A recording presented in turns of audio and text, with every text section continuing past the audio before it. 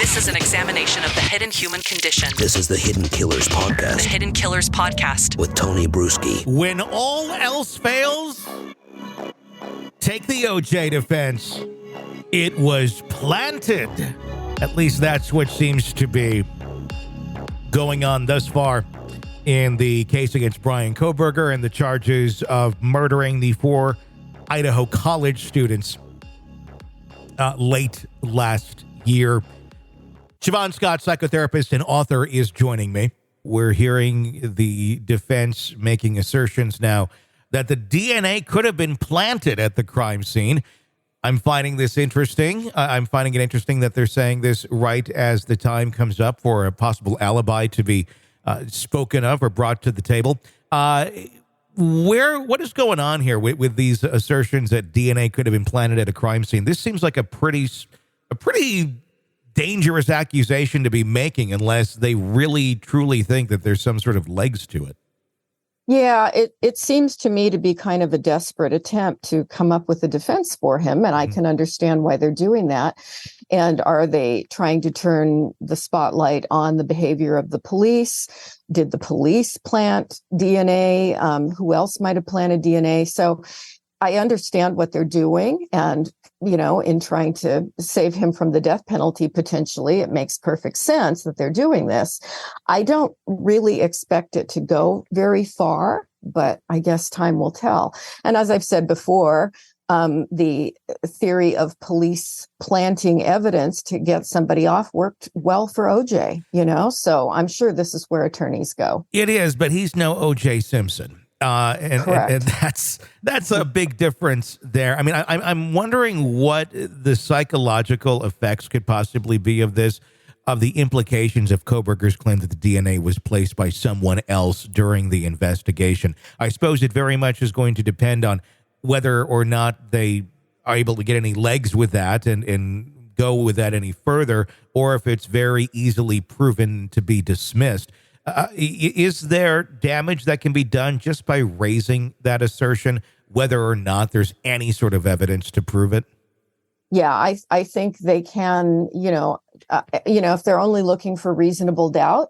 Are there people that certainly have a bias against law enforcement that may say, yeah, this is something that we should consider? Maybe somebody put the DNA on there. I don't see it being very likely that this will go very far, but I don't know everything. We'll see. Yeah. Could Kohberger's termination from the teaching assistant position after those altercations also play a role in the public's perception of him? Because it seems like this is very much a PR battle right now with the citizens of Moscow. Okay, how can we get that doubt in there? But there's so many little pieces here and there that it's like a ping pong game. Well, you got this. Well, we got that. One of those, well, we got that, is the termination from that teaching assistant position, those altercations with the professors that point back to really having issues with a lot of his female colleagues, including students, and taking direction from anyone. Right.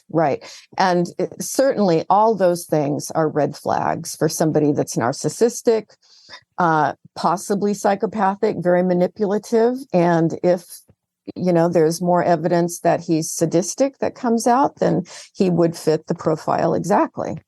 With the profile in mind, a lot of his students, and we're hearing more and more come out talking about his behavior after the crime took place. Obviously, at that time, no one knew that he would be suspected of this crime, but they did notice a change in behavior, grading much easier. Apparently, he was a very difficult teaching assistant earlier and graded very hard. Now to just pretty much passing everyone and anything, no comments being given, and also looking a bit disheveled, like he hadn't shaved in quite some time and was almost somewhat aloof. All these pieces to the puzzle, almost kind of like turning off the cell phone during the time period of an execution of the crime. Yeah, little unusual with that cell phone situation, right? Oh, it just happened that I turned it off at that hour. So I think we're going to see a lot more information come out, and certainly after the murder, he would have had a mood change. Was he more worried about getting caught? Was he preoccupied with other things? Or did he have a certain elevation of mood because he got pleasure out of the crime and was then reliving it a lot he seemed to be a person with obsessiveness, as does Huerman. They both are described as having obsessive tendencies. And so one can assume that he was experiencing a different set of emotions, and we saw that reflected in his behavior after the murders. How do you think the looming possibility of death is weighing in on the defense strategy of Kohberger right now? Because we don't really know exactly what this strategy is, other than it kind of feels like, let's throw everything at the wall and see what sticks. Do you feel like they are trying to exonerate him at this point, or does it more feel like they're trying to keep him from being killed?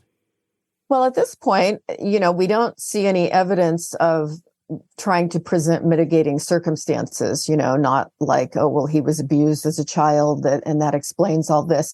They may go there at some point, but we've heard absolutely no evidence or no indication that he had any kind of a history that would account for, developing into the person he is. So I don't really know, but it does seem like at this point, they're going for he didn't do it. And perhaps in his mind, he thinks that there's going to be an exoneration, and that's what they're going for. You're locked into the Hidden Killers podcast. Want more? Start binging on all of our true crime podcasts right now through Apple Podcasts and get an ad-free experience when you sign up to be a True Crime Today Premium Plus member exclusively on Apple Podcasts. More of the Hidden Killers podcast dropping soon. Press subscribe now.